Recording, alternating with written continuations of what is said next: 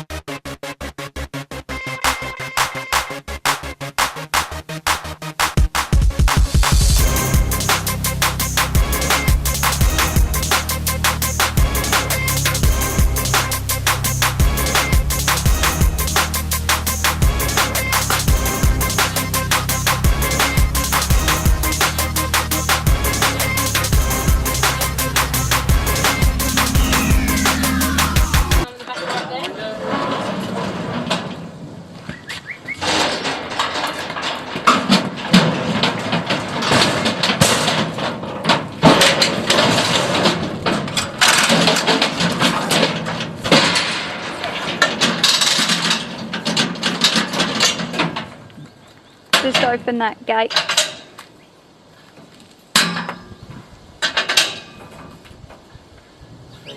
Drop the end gates. Just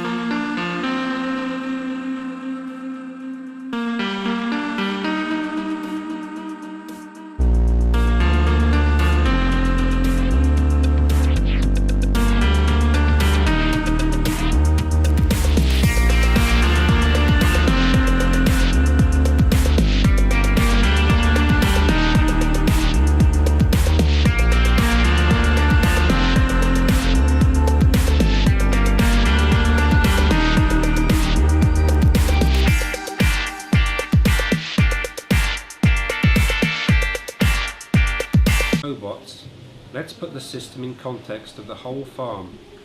Highlighted now with the green arrow is the feeding area at the far right of the building.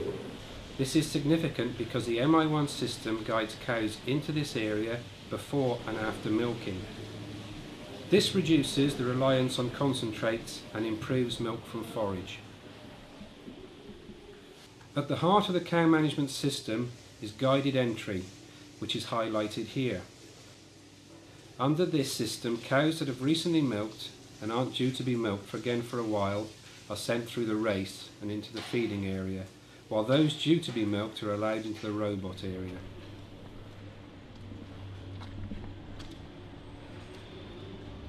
Here are the two cows entering the robot area now. They will wait their turn to be milked, and with some cows only choosing to be milked by one particular robot. The cow waiting at the far end of the race wants to come back into the waiting area, but isn't allowed to, and has to go into the feed area. Now, let's take a closer look at the robots and how they work. When the cow enters the robot, her electronic tag is identified and her pre-allocated amount of food is dispensed. This is spread over the milking. The belly height of the cow has been pre-programmed, and this helps the robot to attach the cluster.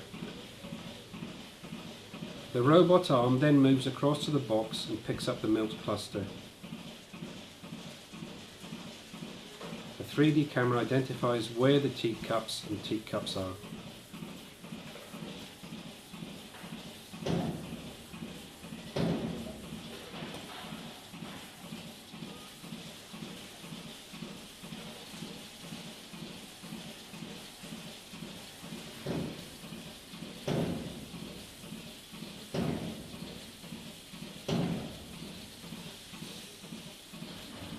Once attached, it washes, dries and pre-milks.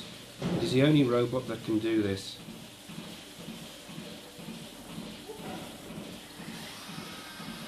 When milk flow has been detected from all four teats, the robot arm will disconnect from the cluster and move to another box.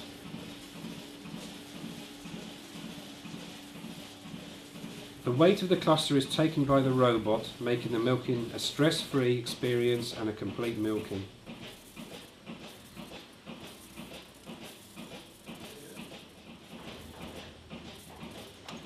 At the end of the milking, the cluster is removed and the post-wash routine begins while the cow is released from the box and a new one enters.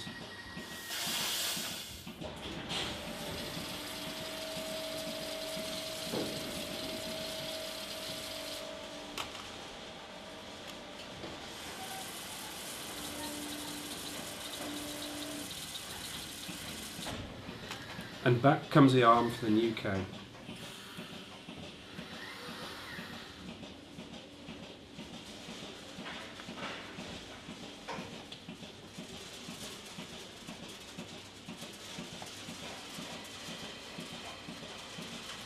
In the event that the robot cannot attach, it will have 2 additional attempts, and if it is still not successful, the cow is released from the box, so not to cause undue stress.